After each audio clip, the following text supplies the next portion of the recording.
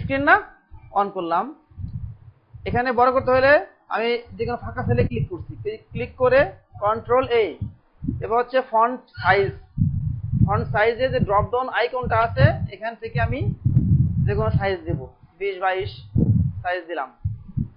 আর হলো আমার টাইপ করার জন্য ডিফল্ট ভাবে এখানে ক্যালিব্রি ফন্ট আছে, ঠিক আছে? ডিফল্ট ভাবে ক্যালিব্রি ফন্ট আছে, আমরা এই ফন্টে কাজ করতেও পারবো, অসুবিধা নেই।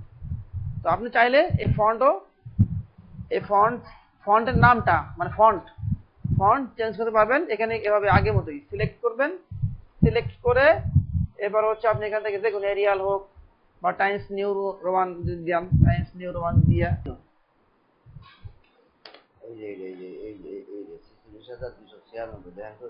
কি কোম্পানি কি দেখছে না, অসুবিধা নেই।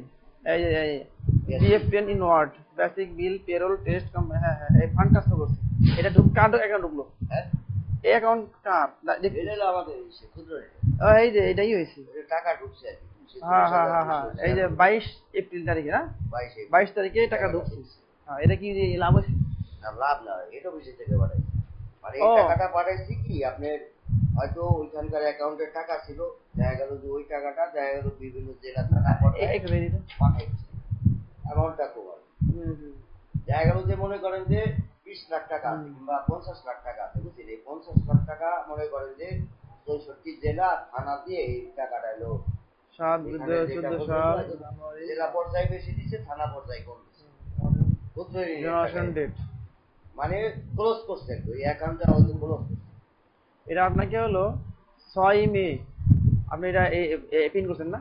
কালকে আসছেন নাকি? এটা না, এটা কালকে ঠিক আছে, 6 মে কালকে আনছেন আর টাকা ঢুকতে হলো।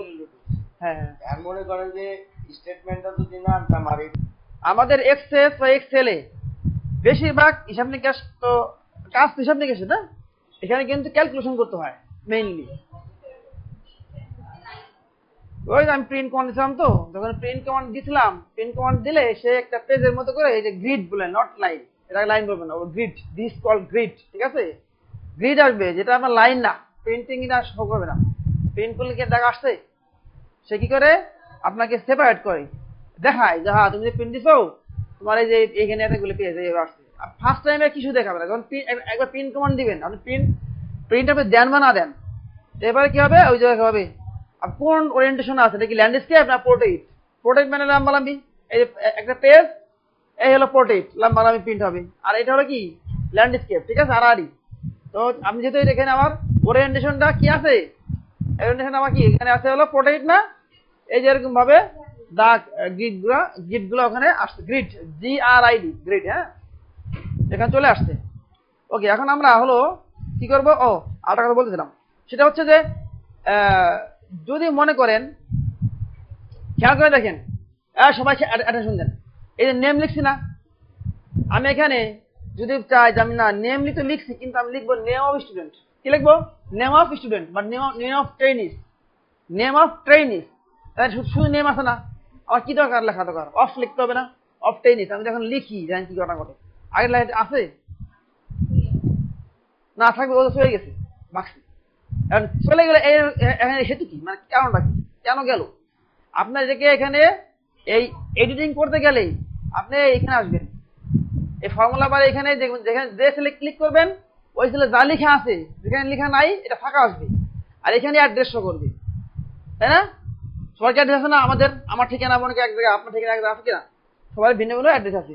তো সেলগুলোর অ্যাড্রেস এই ক্লিক করলে সেলের অ্যাড্রেস হলো অ্যাড্রেস বক্স বা address bar, this is called address bar. হ্যাঁ, নেম বক্স, এখানে নেম বক্স লিখছে, আপনি এটাকে অ্যাড্রেস মনে রাখবেন, অ্যাড্রেস আপনার আগে মনে থাকবে, নেম বক্স, ঠিক আছে? তো কার নাম? সেলের অ্যাড্রেস। নেম বক্সের মধ্যে কি থাকে? সেলের অ্যাড্রেস থাকে না, অ্যাড্রেস বার। তো এখানে যে সেলটা খালি আছে বা লেখা আছে, এখানে এই লেখা আছে, এই সেলের মধ্যে এই অ্যাড্রেস, যেমন ডি কলাম 4 নম্বর রো, D4 এখানে লেখাটা আসছে না, সাদিয়া বুঝতেন, সাদিয়া D4 আসছে, আর এখানে কি লেখা আছে সে লেখাটা এখানে আসছে করছে। এখানে ক্লিক দেন, এখানে কোনো লেখা নাই, খালি আসছে ফাঁকা, বাট এখানে কিন্তু অ্যাড্রেসটা শো করছে, অ্যাড্রেস শো করবেই। আপনি যে সেলে ক্লিক দিবেন ওই সেলের মধ্যে কোনো লেখা থাক বা না থাক, কি হবে? ওই অ্যাড্রেসটা শো করবে, অবশ্যই অ্যাড্রেস বারে অ্যাড্রেসটা শো করবে। আচ্ছা, তাহলে আমি কি বলছিলাম যেখানে লিখবো কিছু না অফ টেনিস, আমি প্রথমে লিখলাম নেম, এখন নেম আমার থাকবে সাথে আজ লিখবো, লিখতে লিখেছি। এখন আমি কি করতে পারি, হয় আপনি এই সেলে ডাবল ক্লিক করবেন অথবা অথবা এখানে ক্লিক করবেন, দুটো একটা, এক ক্লিকে কাজ হবে না, কথা বুঝছেন? এখানে লেখেন ক্লাস 10, ক্লিক করবেন, এই ক্লাস এখানে এইখানে ক্লিক করে স্পেস TEN লিখলাম, ক্লাস 10 হইলো না, এখন আসবে, এখন থাকবে, এখন আর স্টপ নাই। আর এই যেমন রোল, আমি এখানে লিখলাম যে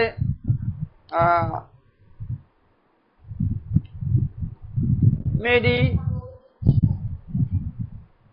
কি বললেন, আচ্ছা এইটুকু আছে না মেডিট, আমি তো আছে যে না আমার এটা তো সম্পূর্ণ হয় না, অসম্পূর্ণ লেখা, ঠিক আছে?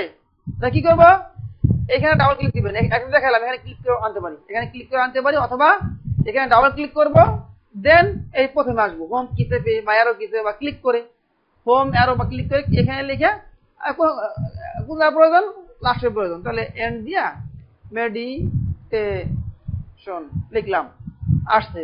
এরপরে করণীয় হলো যে যেহেতু আমার সাইজটা বড় লাগবে, সেলটা হলো ছোট কিন্তু লেখাটা বড়, আপনি এখানে ডাবল ক্লিক দিবেন, ওর মধ্যে টাকা দখল করে নিচ্ছি, ডাবল ক্লিক দেন, তাহলে এই যে নেম অফ ট্রেনিস, তাহলে কি করবো, ডাবল ক্লিক করবো, ডাবল ক্লিক করে হোম কি চেপে নেম লিখলাম, বাস ও হয়ে গেল এন্টার। এখন আমি কি করব, এই যে টেবলটা নেম ডেজিগনেশন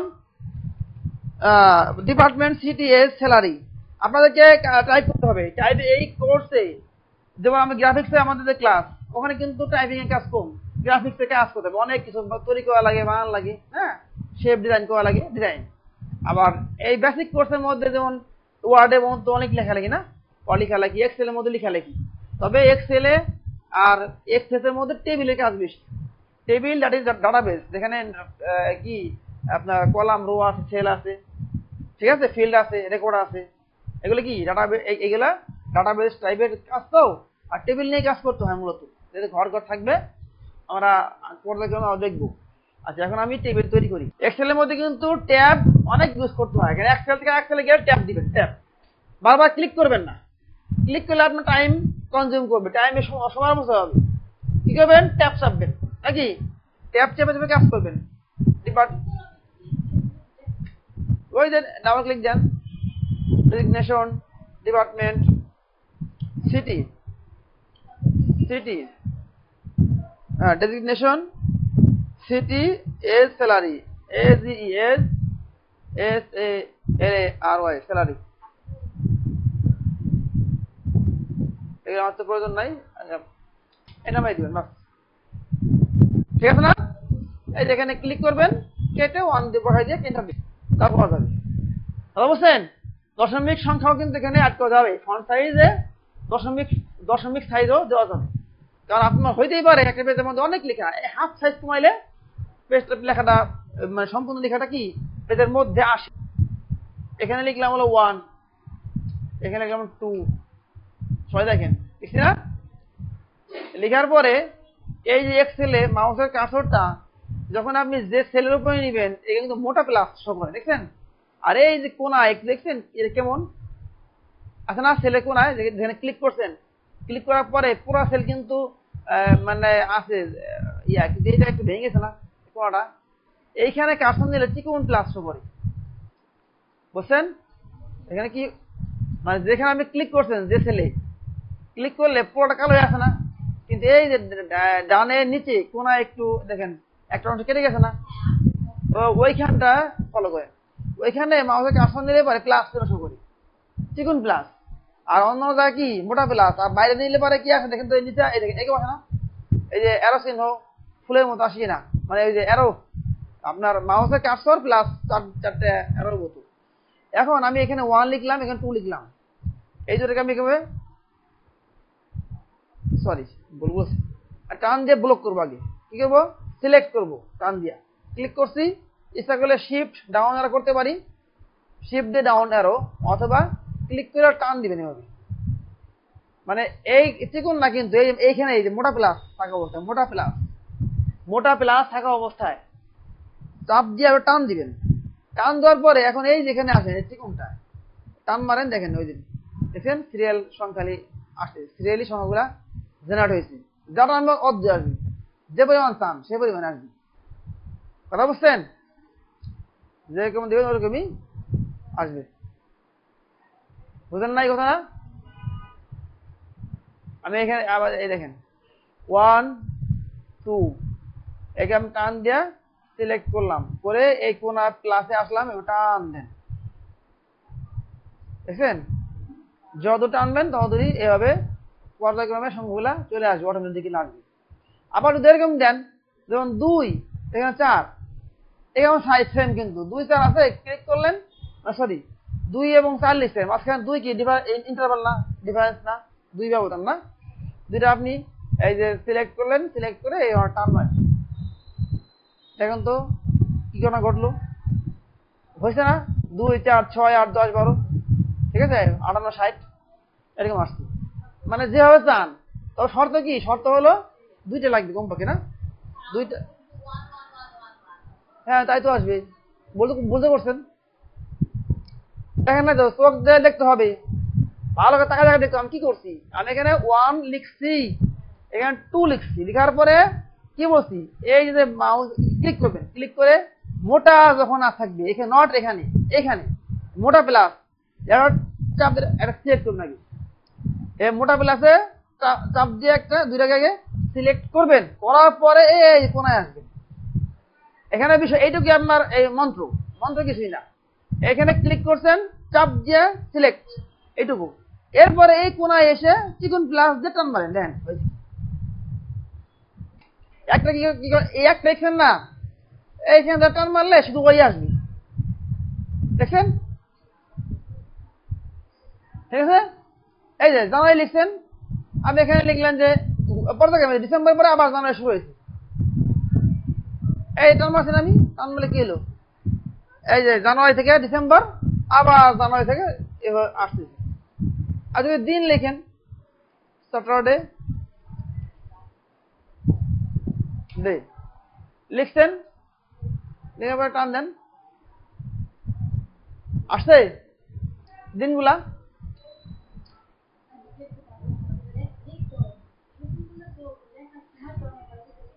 হ্যাঁ তাই তো, আপনার এই ইসের মনে আছে কি, কপি করার কথা, কপি করবো এইটা, এই কপি কন্ট্রোল সি, এখন কি স্টেপ দেওয়া যাবে?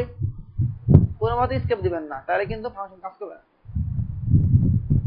আমি এখানে ইনস্ট্রাক্টর রাখবো, সেটা হচ্ছে 3, কয়টা, 1 2 3টা ফাঁকা দেয় নাই, আমি এইগুলো লাগবে বলে আমি কপি করতেছি।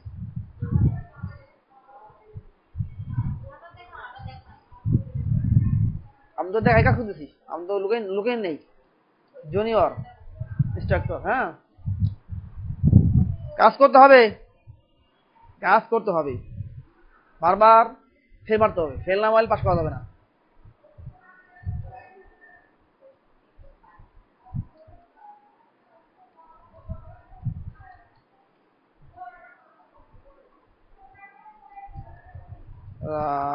রশিদ মল্লিক, মল্লিক আব্দুর রাকিব নাকি লিখছিল, মাসরিন সুইন, এরপর হচ্ছে আচ্ছা দুজামান উম্মে কুলসুম ফজলুল হক,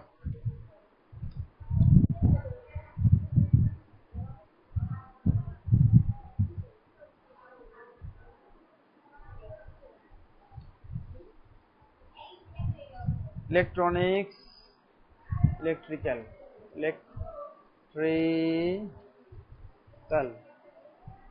ইলেকট্রিক্যাল পাওয়ার,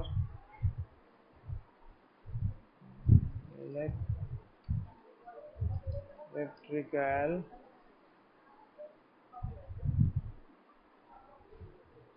কি হলো, কম্পিউটার হলো, এই দেখেন এইটা কপি করলাম না, সবাই খেয়াল করে দেখেন, কম্পিউটার না, কন্ট্রোল সি কপি করলাম, এগুলো সিলেক্ট করলাম, কন্ট্রোল ভি, ঠিক আছে একবারে। তাহলে কি করলাম দেখেন তো, আরেকবার দেখেন,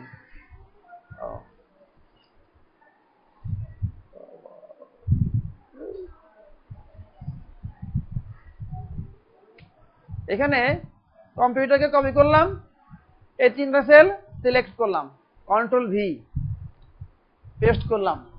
একটা কপি করে 3 জায়গায় বা তার চেয়ে বেশি জায়গায় আমরা পেস্ট করতে পারি, অথবা কারো ডিপার্টমেন্ট এর মানে নাম দিয়ে, জেলার নাম বা এস বা এই দিয়ে করতে পারি।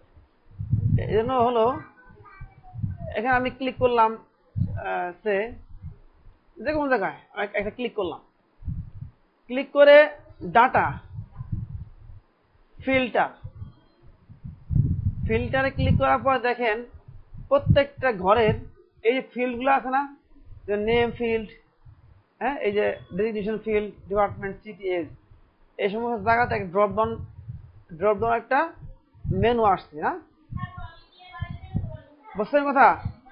এখানে যখন ড্রপ ডাউন একটা মেনু আসছে, এখানে আমি সার্চ বক্সে যদি লিখি এবং কি কি আছে এই ঘরের মধ্যে, মানে এই যে রেকর্ডগুলা এই টেবিলের মধ্যে, এটা হচ্ছে কি ফিল্ড। সবাই দেখেন এই টেবিল একটা নেম, একটা ফিল্ড, ডেজিগনেশন একটা ফিল্ড, এই ঘরটা পুরোটা কি, সেখানে সবগুলো ফিল্ড আছে, যেগুলো হলো কলামে হেডিং, নেম মানে কারখানার নাম, আর এগুলো হলো রেকর্ড। এগুলো কি বলেন তো? রেকর্ড। এগুলো হচ্ছে রেকর্ড, এগুলো হলো রেকর্ড। এখন আমি যখন এরকম কমান্ড দিলাম, কি করছি, এই যে মেনু বারের ডাটা রিবন থেকে ডাটা ফিল্টার, সঙ্গে সঙ্গে ফিল্টার যখন ক্লিক করছি, সবগুলা ফিল্ডের সাথে এরকম একটা ড্রপ ডাউন এই চিহ্নের মতো না নিচের দিকে আসছে। আমি প্রথমে এস দিয়ে সার্চ করি, এস। এখন এখানে আমরা কি কি এন্ট্রি করছি তাও আসলে এই যেখানে যে কটা ঘর আছে 1 2 3 4 5 6 7 8 9 10টা, এখানে দেখেন এই যে এখানে সবগুলোতে আছে এন্ট্রি, দেখছেন সবাই এখানে আছে। আমি যেখানে লিখি 30 কি আছে, দেখেন 30 আছে কিনা, দেখছেন সার্চ না, এটা কি করলাম, ফিল্টারিং করা বা সার্চ বলতে পারেন। যদি এই টেবিলটা অনেক বড় হইতো, মনে করেন এখানে যখন 10 জনের নাম সহজে পাই, আমি হয়তো দেখলে পাবো, কিন্তু যদি এখানে নামটা 100 জনের হয়, তাই সহজে পাবেন একজনের তথ্য, একজনের নাম, এবং যদি নামগুলো ভিন্ন ভিন্ন হয়, যেমন আমাদের কিন্তু নেম ফিল্ডের মধ্যে সব নাম কিন্তু ভিন্ন ভিন্ন, তাই না? এখানে আমি যদি বলি যে উম্মে কুসুম কোথায় আছে, আপনি একটু খুঁজতে হবে 1 মিনিট। যদি 10 জনের জন্য খুঁজতে হয়, তাহলে চিন্তা করে ইমাজিন করেন যে আপনি যদি 100 জন বা 1000 জন, তাহলে সময় লাগবে না? এই সমস্যা, এই যে একটা ইয়ে করা, এই জন্য হলো কি সার্চ করতে পারি আমরা বা ফিল্টারিং করতে পারি। ফিল্টারে ক্লিক করবেন, সরি ক্লিক, যে কোনো জায়গায় ক্লিক করবেন, যে কোনো জায়গায় ক্লিক করে ফিল্টার, এখান থেকে আমি যদি লিখে দেই যে কুলসুম, শুধু কুলসুম লিখলাম, শুধু কুলসুম লিখে ওকে দিলাম, আসছে কিনা? শুধু কুলসুম লিখলে কি হয় জানেন, যদি কেউ এরকম থাকতো যে একজনের নাম উম্মু কুলসুম আর নাম কুলসুম, দুদিন আসতো না? আমি দেখেন শুধু কুলসুম নিয়ে সার্চ করছি, নাকি দুজনই আসতো। ক্লিয়ার বুঝছেন?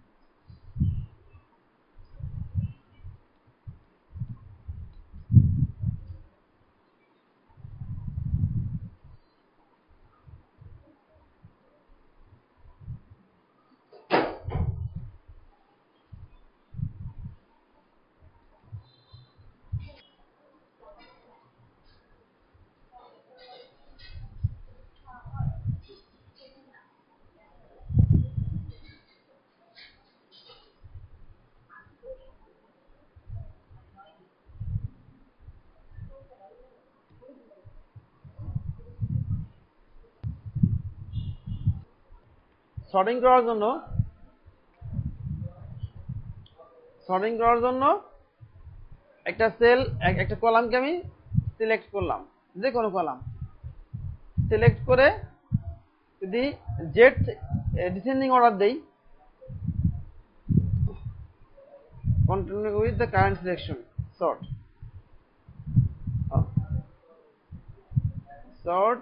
এক্সপান্ডার সিলেকশন, দেখছেন ডিসেন্ডিং অর্ডারে আসলো।